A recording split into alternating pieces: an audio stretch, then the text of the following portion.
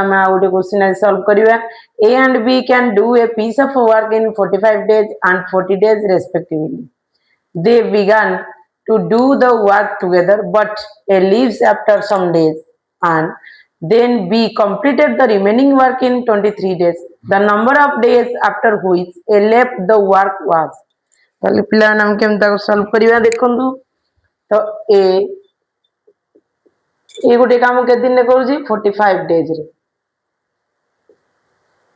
B केते करूची B करूची 40 days रे ताले ताको एलसीएम हम केते नबा एलसीएम होजी 45 और 40 360 360 हेले 45 8 360 और 4 9 होजी 360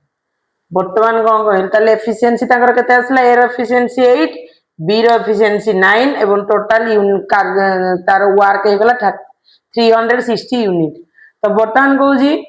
A leaves after some days एक दिन रे छाड़ी जणा नै but B completed the remaining work in 23 days ताले B 23 days रे केते यूनिट काम करूजी 23 into 9 23 into 9 हेले केते हो 207 तो 360 minus 207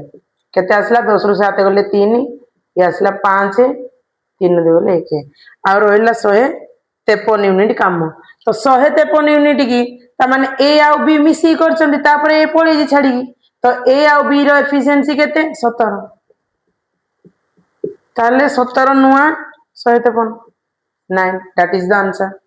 माने ए 9 दिन काम करला पर पळी